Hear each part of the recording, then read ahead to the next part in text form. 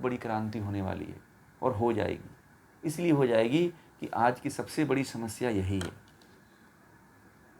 आजकल जितनी भी हत्याएं हो रही हैं, जितने भी मर्डर हो रहे हैं, जितने भी बलात्कार हो रहे हैं, जितने भी एक दूसरे को लेकर लड़ाइयाँ होती हैं, इसी के कारण होती हैं। ये 25 साल के कॉन्टेक्ट को कोई समझ जाए तो फिर कोई युद्ध ही नहीं करेगा, कोई लड़ाइयाँ ही नहीं होगी, कोई छीना झपटी नहीं होगी, कोई रेप बलात्कार ही नहीं होगा। होगा क्या? आप बताओ, होगा? नहीं होगा। परंतु लोग समझते हैं कि मुझे जीवन पर्यंत भोग करना है। यही सबसे बड़ी समस्या है। जीवन पर्यंत नहीं, ये केवल जो संबंध है आपका किसी स्त्री के साथ तो 25 साल के लिए ही है।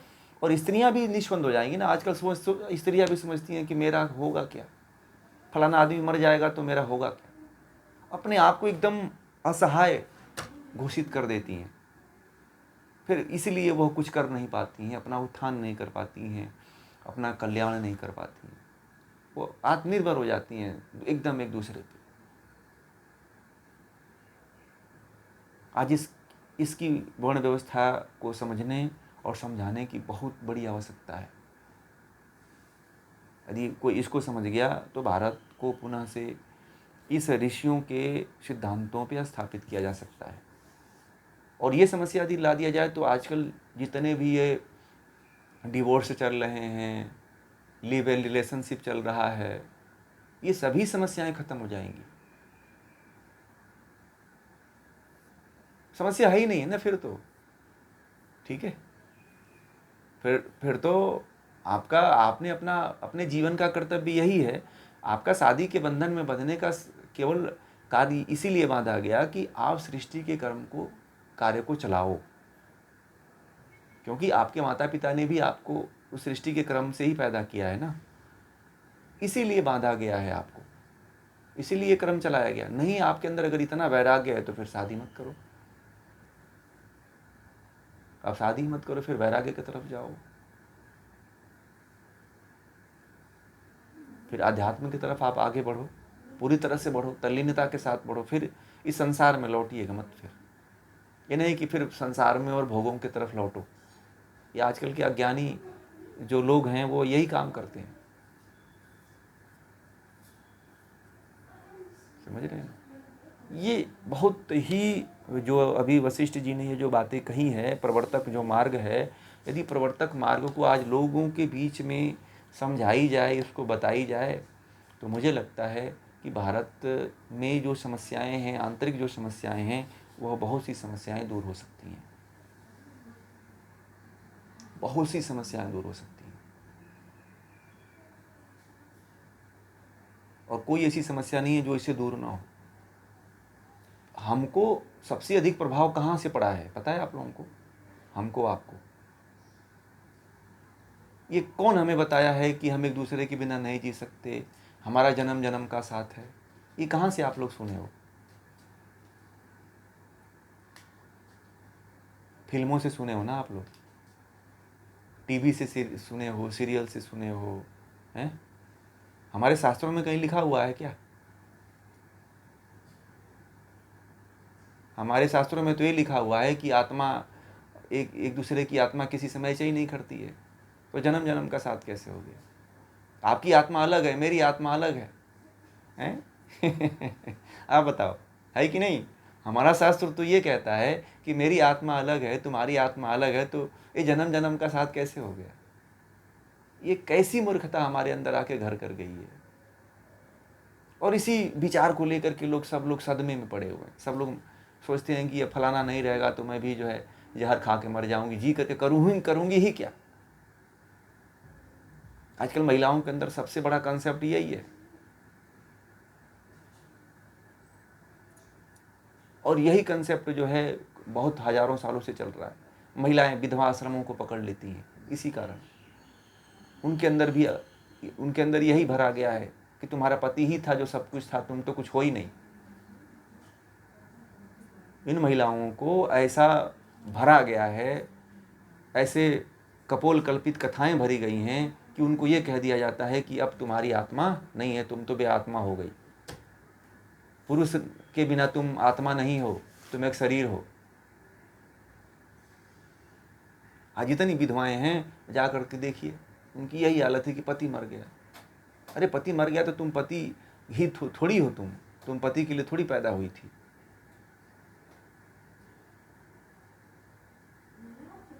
अरे 25 साल के कॉन्ट्रैक्ट को तुम लाइफ टाइम के लिए कह रहे हो। हमारा शास्त्र तो कहता है कि 25 साल के कॉन्ट्रैक्ट को तुम लाइफ टाइम के लिए कहते हो।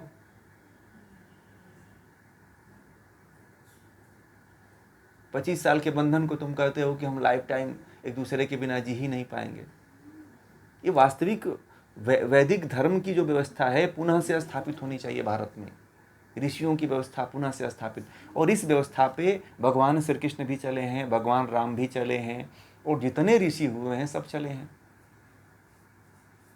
तो कैसे किसी को दुख हो सकता है? आज इतने वृद्धाश्रम की आवश्यकता ही नहीं पड़ती क्या? नहीं पड़ती। आज जो जितने भी शेल्टर रूम बने हुए, जितने भी विधवा आश्रम बने हुए, जरूरत नहीं पड़ती इनकी। क्यों? क्योंकि वो अपने आप को किसी के अधीन नहीं समझती स्त्री।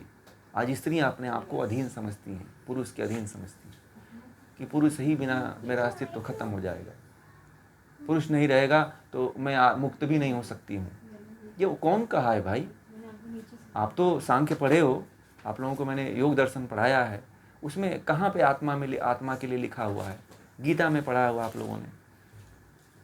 आत्मा तो अजर अमर है, इसका कभी नाश ही नहीं होता है, शरीर का बस परिवर्तन होता है। तो जब आप शरीर को जानते हो कि शरीर का क्षरण होना है, मिटना है, बनना है, तो फिर किस लिए शरीर के बारे में रोते हो? है कि नहीं?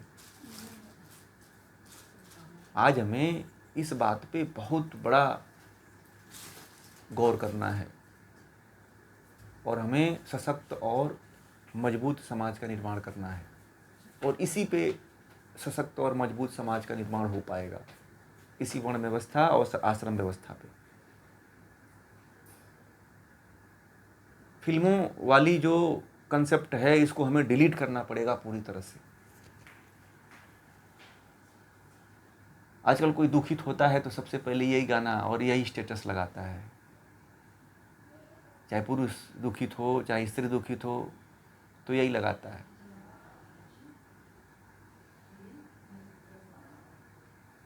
ठीक है कि हमारा तुम्हारा संबंध जीवन भर के लिए। नहीं, ऐसा कुछ नहीं है, केवल अज्ञानता है यह, जिसको बताया नहीं गया, जिसको समझाया नहीं गया। लोग समझाते भी नहीं है ना इस बात को। लोग कहते हैं ना कि ये भागते क्यों हैं आजकल लोग, ये सन्यासी भी जो हो रहे हैं वो क्यों भाग रहे हैं भाई? आपने कभी सोचा है सन्यास में जाने की क्या आवश्यकता है? आपके लिए 50 साल रखा हुआ है सन्यास के लिए, आप फिर बीच में क्यों भाग रहे हो? और फिर उसमें जा करके भी गड़बड़ी करते हो तुम, भाग करके भी जाते हो फिर उसमें भी गड़बड़ी करते हो। जब आपको ईश्वर ने 50 साल के लिए समय दिया हुआ है तो फिर क्यों भागना भाई? टाइम बटा हुआ है, 25-25 साल तो ऐसे ही गुजर जाते हैं। 25 साल ब्रह्मचर्य है, 25 साल गृहस्थ है, 25 साल वानप्रस्थ है, 25 साल सन्यास है। जब 50 साल आपको मिले हुए हैं तो सन्यास लेने की आवश्यकता क्यों है बीच में ही? हाँ, बहुत ज़्यादा तीव्र वैराग्य है तो ले लो आप, परंतु आजकल जो शौक में और फैशन में जो सन्यास ले रहे हैं ये बड़ा खतरा कर रहा है। कर रहा है कि नहीं कर रहा है? आज सुन ही रहे होंगे आप कितने बाबा जो है पकड़े गए।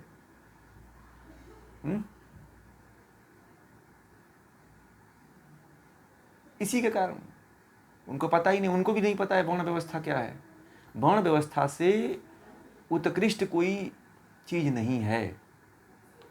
अब और हमारे ऋषियों ने संसार को छोड़ के भागा भी नहीं। सभी ऋषि जो है अपने कर्तव्यों का निर्वहन किए, अपने बाल बच्चों का विवाह किया, अपने परिवार का पालन पोषण किया, भरण पोषण किया, उनका शादी विवाह किया, उनको उनका व्यवसाय दे करके, राजपाट दे करके जो है फिर वो अपने आप वन में गए। ऐसा नहीं कि बीच में छोड़ के भाग गए। ऐसा है क्या? नहीं है।